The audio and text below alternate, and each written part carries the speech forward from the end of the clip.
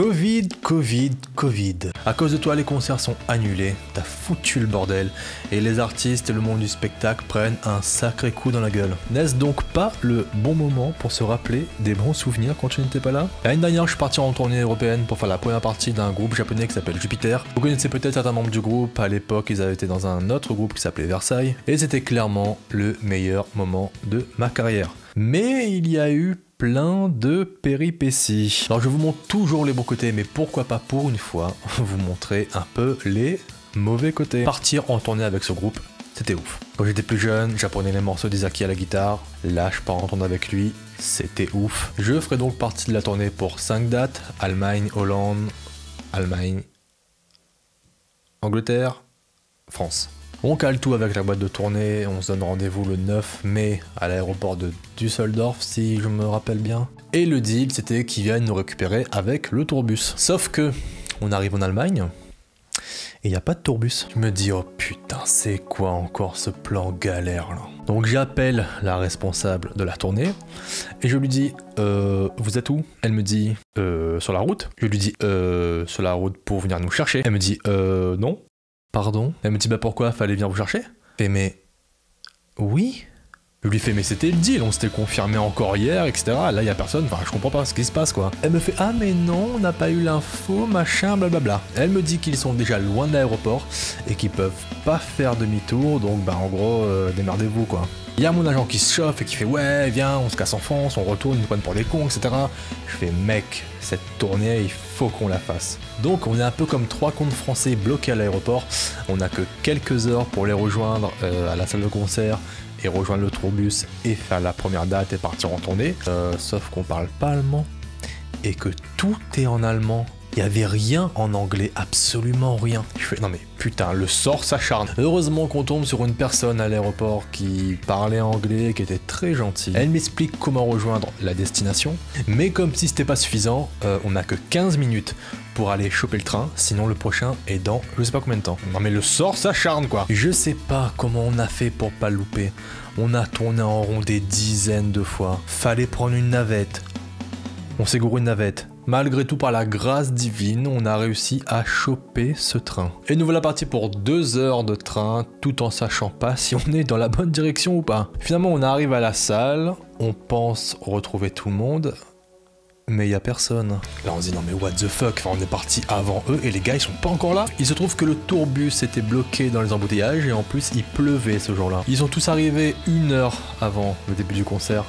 D'ailleurs on a commencé en retard ce soir-là, il n'y avait rien installé, c'était grave le rush. On voit les membres du groupe qui arrivent là-bas un peu loin, je les regarde un peu de loin, un peu en mode fanboy, je vais pas trop les déranger, ils sont un peu occupés. Et ce soir-là c'était moi qui passais en premier, et tous les soirs d'ailleurs je passais en premier, c'est moi qui ouvrais le show. Finalement tout se passe bien malgré le rush, on termine vers minuit, on remballe tout, et c'est le moment de découvrir le tourbus. J'étais jamais monté dans un tourbus, ok, c'était la première fois, et mon staff aussi. Autant te dire que si tu es claustrophobe, mauvaise idée. Je savais que ça allait être chaud dès le départ, mais c'était une expérience. Donc les cabines sont toutes petites, il n'y a évidemment pas de douche, donc pour se doucher c'est à la sortie du concert et le lendemain quand tu arrives à la nouvelle salle, donc c'est clairement toute une organisation. Donc moi je rentre, je suis claqué, je vais à l'étage, je cherche une cabine de libre pour me poser. Quelques minutes plus tard, je vois qu'il y a un des membres du groupe qui débarque et qui me fait mais qu'est-ce que tu fais là? Bah je dors. Il me dit non mais là c'est la cabine d'Isaki. Et là je tourne ma tête dans la cabine et je vois qu'il y a toutes les affaires d'Isaki posées et je me fais oh mais mec mais comment faire une première mauvaise impression quoi. Allez hop, ça c'est fait. En fait comme ils étaient rentrés dans le tourbus avant nous, forcément ils avaient déjà choisi leur cabine et moi je débarque avec mes gros sabots là et j'ai rien fait gaffe et je dis bon bah voilà je vais dormir quoi. Mais donc je me trouve une autre place, j'essaye de dormir mais t'es vraiment enfermé à cause du plafond au-dessus de ta tête là. Donc j'arrive à m'endormir, mais au bout de 2 heures, je me réveille avec une espèce de grosse sensation d'oppression. Genre je me sens enfermé et j'ai besoin d'air, mais il n'y a pas d'air.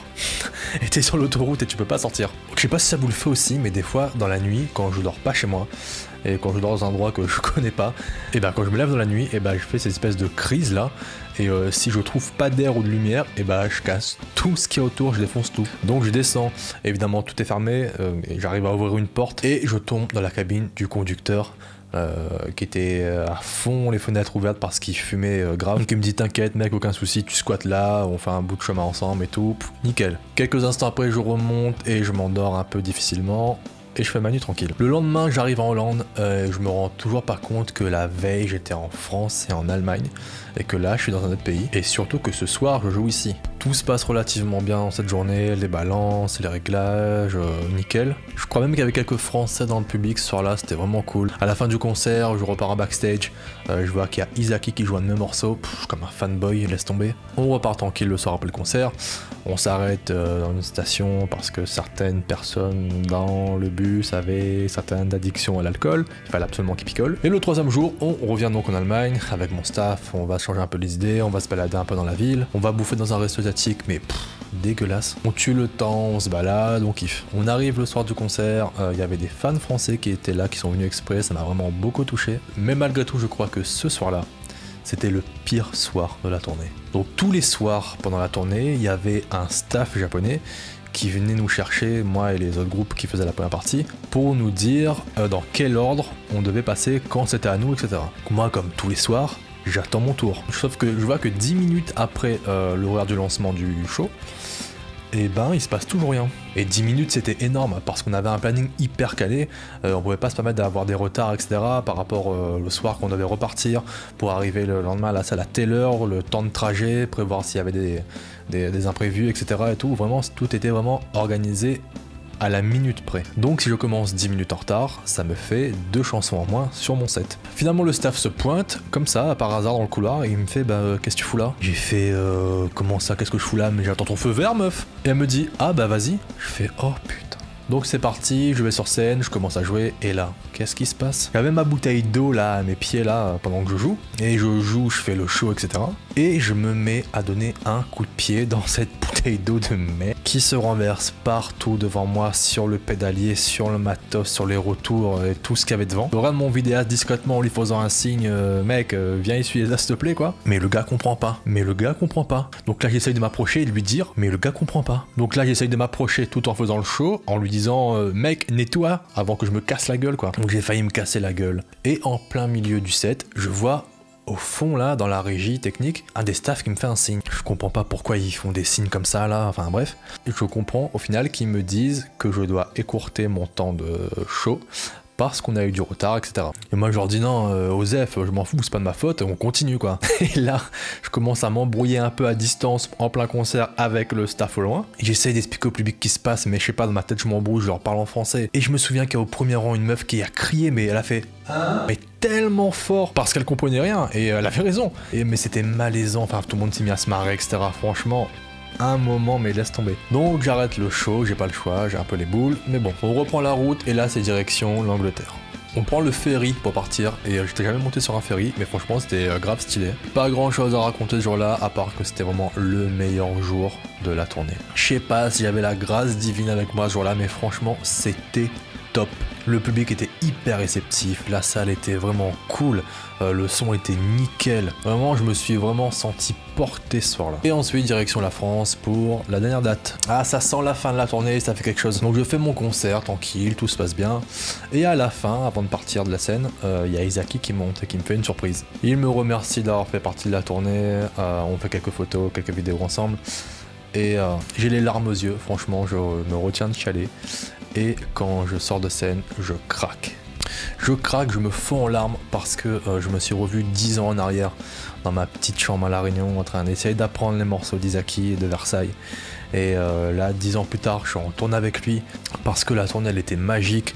Les moments passés avec mon staff étaient vraiment exceptionnels. Mais également les moments avec le staff de la tournée, les autres membres du groupe avec qui on a sympathisé, on a les liens qu'on a créés, rencontrer des fans différents chaque soir et jouer dans des salles différentes chaque soir.